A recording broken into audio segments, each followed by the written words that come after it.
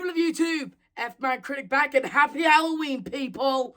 Oh yeah! Back in April of 2015, it was announced that the popular horror game Five Nights at Freddy was getting a movie. But after almost a decade of thinking of a goddamn script, and all of that, and so on, it's finally here. Finally out, everyone to watch, everyone to see.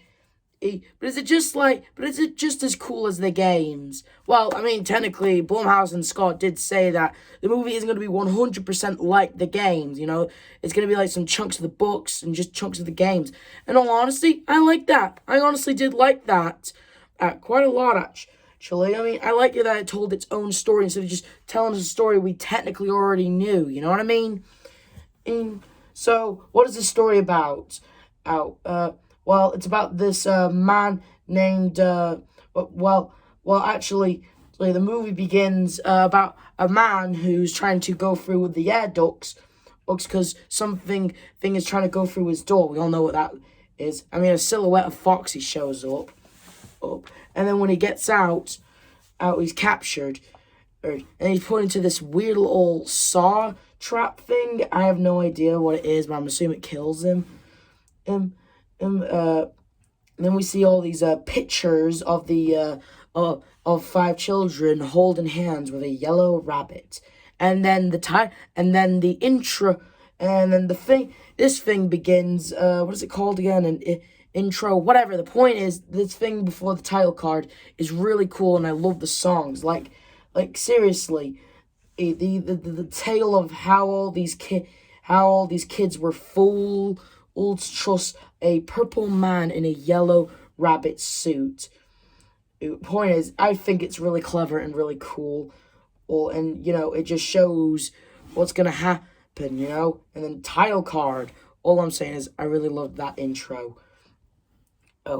Anyway, it's about this man named Mike who wakes up and at the mall, he's reading to his friend about dream theory. And in case you didn't know, this is a reference to when FNAF 4 first came out, and there was like a theory saying that all 3 games were in the mind of a child. Anyway, Mike sees a little kid possibly being adopted, and well, he decks him instead of saying, "Excuse me, sir, does this child belong to you?" or "Excuse me, kid, do you know this man?" Or something like that, instead of just, you know, freaking decking the living hell out of this guy. And then he ends up in the unemployment office. Well, frankly, bigging up a man and in public should be the least of, I'm just saying, being unemployed is the least of his worries. He's like how he avoided facing some heavy charges is beyond me, really. Anyway, we meet up with Matthew Willard's character, playing his greatest role since a green shirt wearing, possibly dope smoking king who also solves mysteries in a van with his talking dog. You know, all I'm saying is this dude is just absolutely I'm glad Matthew Willard signed on to this, you know? All I'm saying is he gives him a gig at Freddy's, but Mike turns him down at first. Anyway, he heads home to the babysitter named Max, and she's all like, "I wish someone would buy me a ring," because she sees it on a commercial. And I'm like, dude, you literally have like 5 rings on you. 4, I think. Does she mean like a marriage proposal? Either way, I feel like this lady's a bit greedy with her rings. Anyway, and then we get like this clever scene. I mean, a while back, we were given this clip, right, that the people said was not a clip from the movie. Hell, it got cut and everything, but the lines are from that clip. Only difference is they swapped out the babysitter for Mike. Like, what I mean is, let's just cut at you with this familiar. Let's just let these lines say it. All I'm saying is Mike saying that it's dinner time. She doesn't want to go. She said that she's sitting on her imaginary friend, and then he says something like, you know what happens to little girls who don't eat their dinner? You know, they stay the same size forever. They can't go on the big roller coasters. My friend thinks that's dumb. Well, at least I'm real. All I'm saying is I think that's really cool. That is anyway. Then we get into this dream about about what Mike was like as a kid, where he saw his own brother getting kidnapped. And it's a thing throughout this movie. He's just trying to find out the man who took his brother, while at the same time trying to steady a life of looking after his sister, or Anyway, at the preschool, we get introduced to, honestly, not my favorite character in this movie, Mike's aunt who thinks Mike isn't up for looking after Abby, calls him a degenerate, and says that her niece is mentally challenged. Okay, new record. 5 seconds and I already hit this character. Like, seriously, her goal throughout the entire movie is, like, she just wants Abby so she can get the monthly paycheck. And newsflash, why? I mean, later on in the movie, she hires your thugs, and apparently Max, that babysitter, turns out she was hired on the inside to see if Mike's house is suitable or for Abby. And later on in the movie, the thugs say, we want $2,000, and she's like, no, 1,000.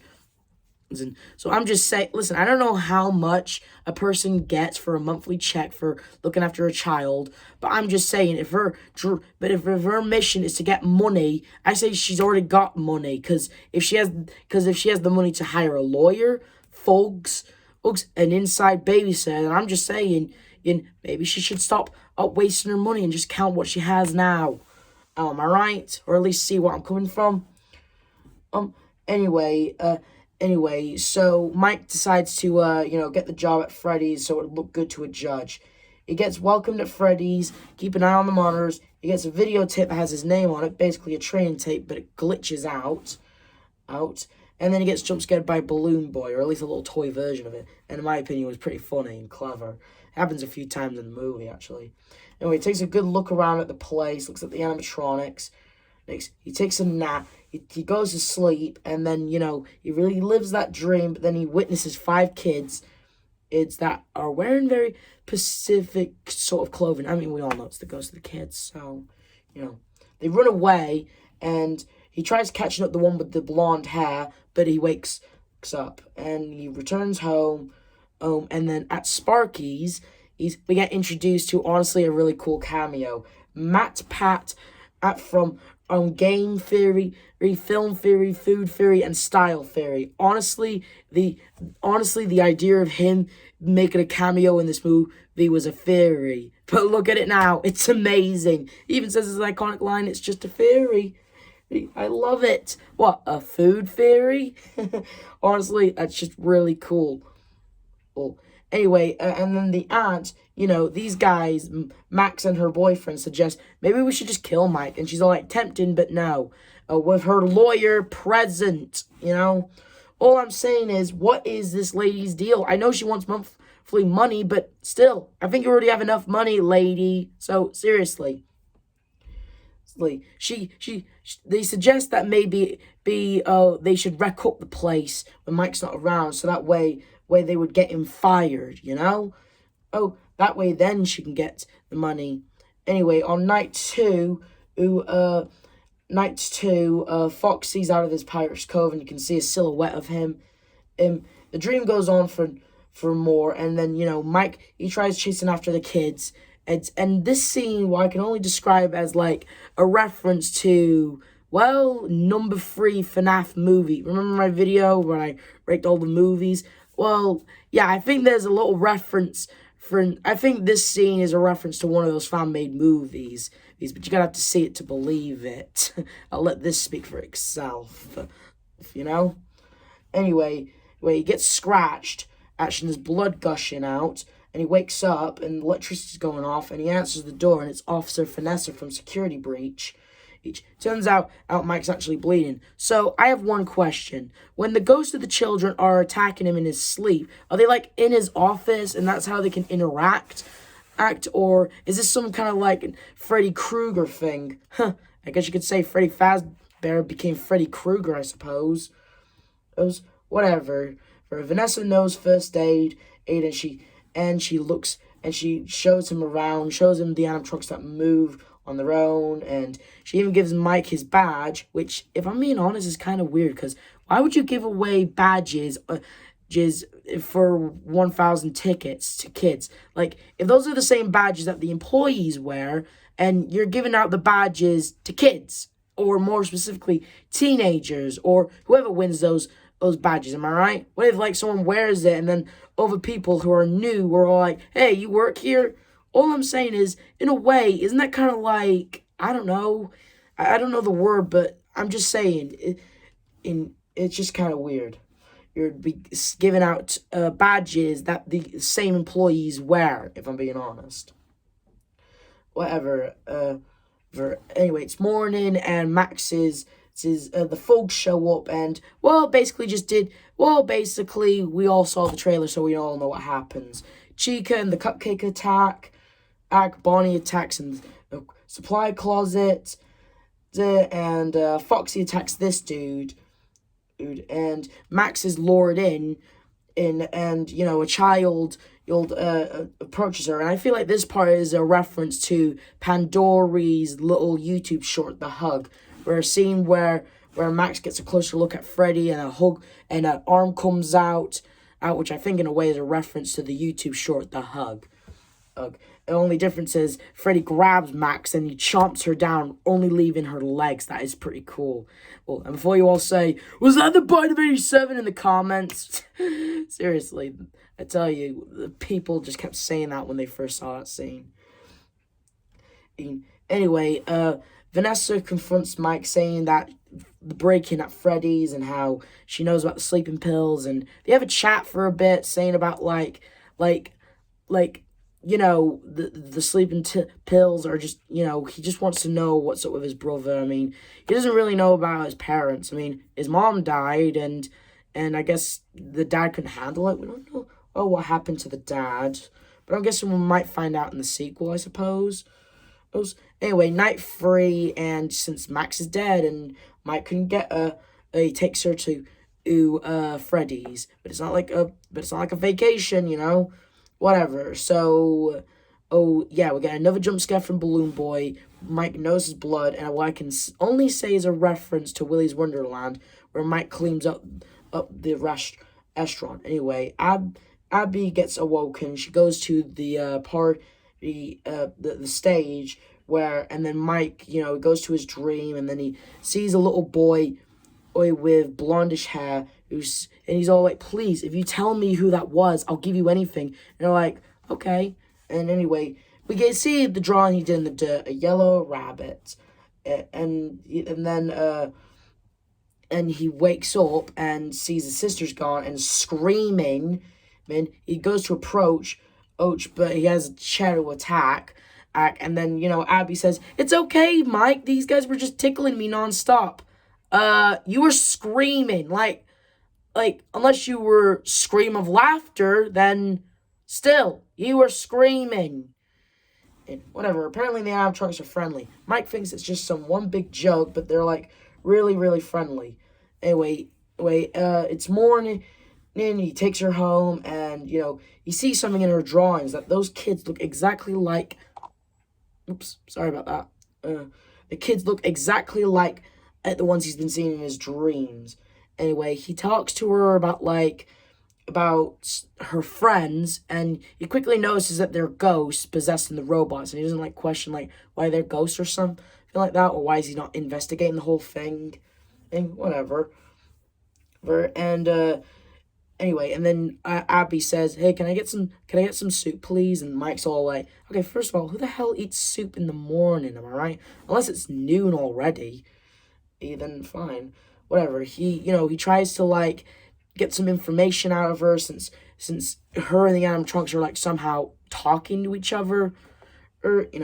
Anyway, night 4, and Vanessa is here, and not really much happens in this night. I mean, what happens is they all suggest to build a fort, and we get, a cool little montage of when them building a fort. We get a funny scene where Bonnie falls, but then he gives them a thumbs up. I'm not gonna lie, they're gonna laugh at me.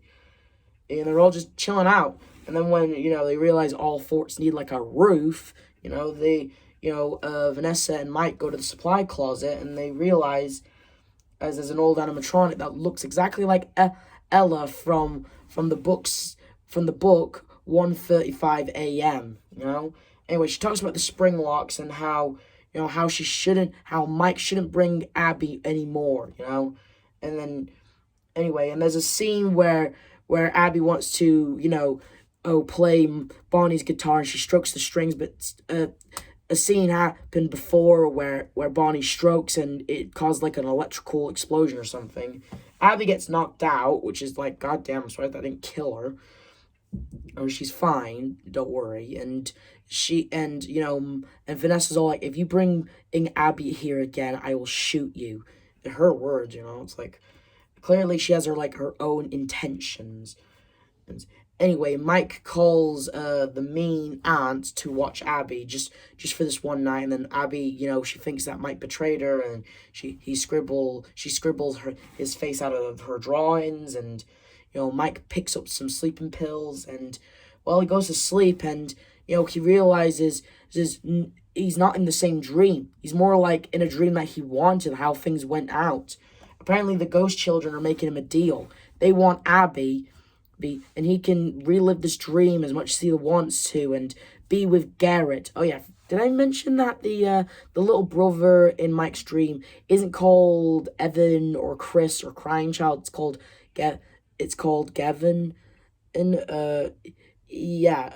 whatever. I'm cool with that, actually. I don't really care that much. I mean, they didn't really give Crying Child or Mike's little brother a name in FNAF 4, so again, that's why so many theories came out, and so many people are saying that Crying Child's real name is Evan Afton, but honestly, I'm fine with the movie just given it's actually Garrett. Am I pronouncing it right? Garrett? Am I getting it right or not? Let me know in the comments. Whatever. At first, Mike's all like, yes, let me be with my little brother. But then he quickly realizes it's not real. It's not real. He can't go back and change it. He's got to focus on the now. And then the ghost kid, and he's all like, you leave Abby alone. You leave my little sister alone. You hear me? And they all attack him. Clearly in real life, because Foxy is coming in his office, and they all scratch him. All the kids come at him, and they all run faster than Foxy. And I can't believe I'm about to make this joke. Swiggity swooty, I came for ye booty. That be treasure, Whatever. Mike's kind of like bleeding out, and then he gets strapped to that thing from the beginning of the movie, but Mike manages to get out. But if I'm being honest, this thing in the trailer, that saw Freddy trap thing head, and it was made a big deal in the trailers. I kind of wanted to see what plays out. I mean, clearly it's gonna screw up with his face, yeah. But then there's so many stuff. What is gonna happen? Why is the eyes glowing? I'm just saying. It would be kind of cool to figure out. And then we know what happened to the bodies of Max and the Thugs, and we get a little reference to Sparky the dog. If you don't know who that is, apparently someone made a meme saying that there was a 6 animatronic in the first game. It's cool to know that Blumhouse did that. It's pretty cool. Anyway, Ike almost gets attacked by Foxy, but it cuts to the house where Golden Freddy is in there, and he tells Abby it's time to go to Freddy's, and we get another cameo from Corey Landon. I hope I'm pronouncing this. I hope I'm pronouncing his name. It's mostly just a cameo appearance, but still cool though. Basically stuff you saw from the trailer. And then we see Vanessa and Mike. Apparently she found him and saved him, and saved all of his wounds. And then she gives us all the explanation. Apparently the animatronics are not evil. They're children. I mean, what we all know, really. They're all being influenced by him. The man in the yellow suit. The man that we all knew who's being played, but the man named William Afton. And we all know who he is. I mean, we'll get to that in a bit. Anyway, we see the picture and we notice that little Vanessa is holding the same plane that Garrett was playing with. And then Mike, of course, gets pissed and he's all like, tell me how to stop him. And then she gives them a bunch of tasers. Electricity will stun them for a bit. Anyway, and Mike's off to save his sister before they make her one of them. That's all they want. He breaks in for the air vents, and Abby is being lured by Chica, and luckily he manages to shock Bonnie and Freddy. I'm surprised Foxy didn't stop him. And then apparently this suit, that's clearly a huge reference to 1:35 a.m. Anyway, Chicken Illy puts her in the thing, but Mike steps in and electrocutes her and, well, stuns her for a bit. And then we get, like, an explanation that shows character growth, saying stuff like, I should never change the past, I should focus on the now, and I love you, Abby, you know, basically showing that he's grown and stuff like that. Anyway, the cupcake bites down. Wait, did I mention that the cupcake, even though it's just the 4 animatronics, 5 if you count Golden Freddy, the cupcake is also alive too. I kind of find it weird, but at the same time kind of hilarious. He's kind of a badass cupcake in this movie. He's always going out, always being more vicious. He's like the angry mad dog of the team, if I'm being honest. I mean, chooses Mike's leg like a dog would, you know? Anyway, Foxy sees Abby running, and I really like this shot where we clearly see the soul of Foxy, slowly walking in the shadows, and then Foxy appears. I think that was really a cool thing that they did there. Anyway, Mike goes all, well, he doesn't say this, but I just want to improvise this line. Mike goes all, you want something to bite on? Bite on this! And he stuns the cupcake. And as a reference to Silver Eyes, Abby is hiding in the arcade with Foxy looking for her, and then we get introduced to the big bad, basically the main villain of the entire franchise, Springtrap, aka William Afton. At first Mike uses the taser on him, which honestly, should that really set off the spring locks? I don't know. But it doesn't. He goes charging at him, and it's revealed that he's the one who killed the brother. And he's all like, I killed your brother, now I kill you. It's like poetry, All I'm saying is it's really cool. Sorry about that. Anyway, Abby hides in the ball pit, probably a reference to Into the Pit. And Vanessa stops Foxy, and, Springtrap, he summons the animatronics back. He's like, wake up, children! I just really like the voice that does. I really like the deep, clearly auto-tuned voice. That's really cool. Intimidating, but cool. Well, anyway, Vanessa approaches with a gun, and, it's clear it's Matthew Willer. Apparently, his name isn't Steve Morale, I think. I don't know. Apparently it's William Afton, and, Vanessa shoots him, which, again, should that really trigger the spring locks? Anyway, and Mike gives Abby some information that her friends aren't bad. He's the bad one. Owe them that. And we get clearly it's showing us the pictures. I'm guessing the pictures in the movie, these pictures are supposed to be like the false memories of why the animatronics are like this. Like my guess is this wall of pictures are like the animatronics' memories. Like, William put them there. I mean, earlier in the movie, Abby said they like pictures. Because clearly, if I'm being honest, I think these pictures are like memories. False memories, to be more precise. William might have put them there to fool the animatronics to make them what they are, Anyway, Abby, she puts on a new picture. Vanessa gets stabbed in the guts, and Mike runs onto the office to sort out something. Mike flips the switch, and, well, she puts on a new picture. She replaces the old one and put it in a new one, showing the animatronics William Afton's true colors, and the animatronics quickly notice and turn on him. And William, he's all like, you all pathetic, horrible little beasts. I made all of you. I made every single one of you. You little beasts. He's clearly trying to, be like a bully or something like that. And then the cupcake, he rips a hole in the suit, then triggering the spring locks, and good goddamn, finally those things are set off. Anyway, they go into his skin, presumably, giving us the William Afton death, possibly from FNAF 3. and and William saying his iconic line, "I always come back." He puts on the head of the rabbit, and you know the building starts to collapse. I just don't know why, but it does. They drag Vanessa's body out of there, and the animatronics drag William's body again, referencing Silver Eyes. Anyway, time goes by. We don't know why. And Abby is making friends, and the teacher is praising Mike for his work, whatever he's doing, keep it up and stuff like that. Okay, first of all, a couple of things. One, what is Mike's new job now? Since the job he was working at is done, what is he working at to? And second of all, his aunt got killed in the movie. Like, I'm sorry if I didn't mention it, but Golden Freddy killed the aunt, right?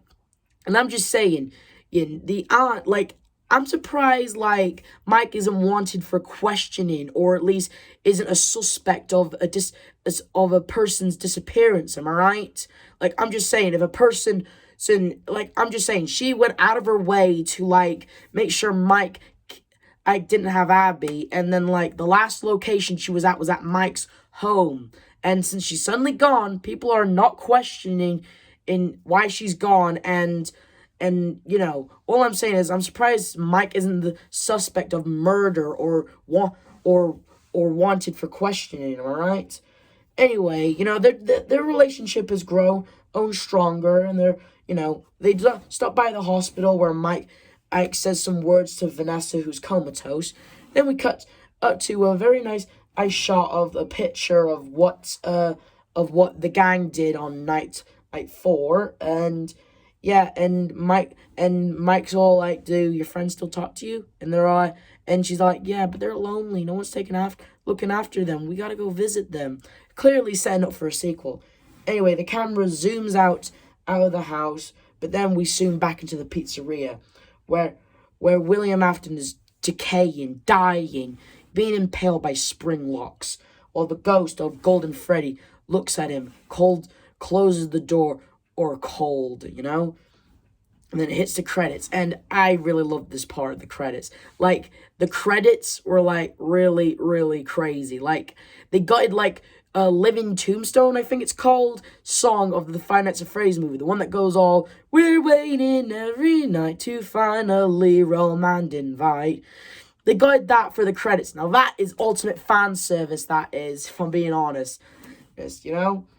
Anyway, and then there's an ending where the taxi driver, you know, he's all like, "Go away," but he just gets jump scared by the toy version of Balloon Boy, and then it cuts back to the credits. It's kind of funny, that is.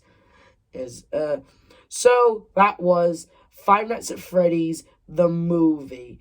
And if I'm being honest, I am so glad we got this goddamn movie. Like, 8 whole years of development hell, finally worth it.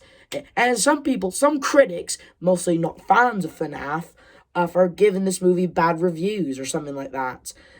Okay, but here's something I have to say. You all wanted a FNAF movie. Here's your FNAF movie. Now take your cake and eat it. You know what I mean? Because I'm just saying, some people are trashing on this movie, mostly non-fans of the franchise. But I can certainly say, hey, this was great. I give this movie a 10 out of 10. Everything, 10 out of 10. Sure, the aunt pissed me off, but I loved this movie. It is great, and I can't wait for the sequel. As we speak, the sequel is happening. There's going to be a sequel. Maybe it's coming next year or the year after that. Point is, who can't get ready for Five Nights at Freddy's 2, coming soon. All I'm saying is, this movie was great. 10 out of 10 on the story. 10 out of 10 and on everything. This movie deserves a lot of praise. Development hell, and just this, don't have the words for this. This movie was just unbelievably cool. A lot of fan service, yes, but most importantly, an amazing flick to watch around Halloween, or in case you, just for the hell of it. Like Willy's Wonderland, I give this an 8 out of 10. After all these years, finally, we have the FNAF movie. Anyway, this review shout-out goes to, well, you probably guessed it, actually. The king of Five Nights at Freddy's himself, Markiplier. Yeah, come on, we all knew this video was going to give this Markiplier a shout-out. Why? Well, we all remember when he did Five Nights at Freddy's. He was like, "Boys, I am the king of Five Nights at Freddy's." I'm just saying, if you want to see him make a big baby out of himself, go check him out. Is the F-Man Critic telling you to like, subscribe, hit notification, have a happy Halloween, and oh my God, FNAF movie, the fans just oh my God, I am glad this movie is out, and I'm glad I watched it, and I'm glad I reviewed it, and I am so glad. I am happy as all hell. Go check the movie out, and go check out Markiplier out, because I heard he might be in the sequel. Oh, okay? Hey, see ya!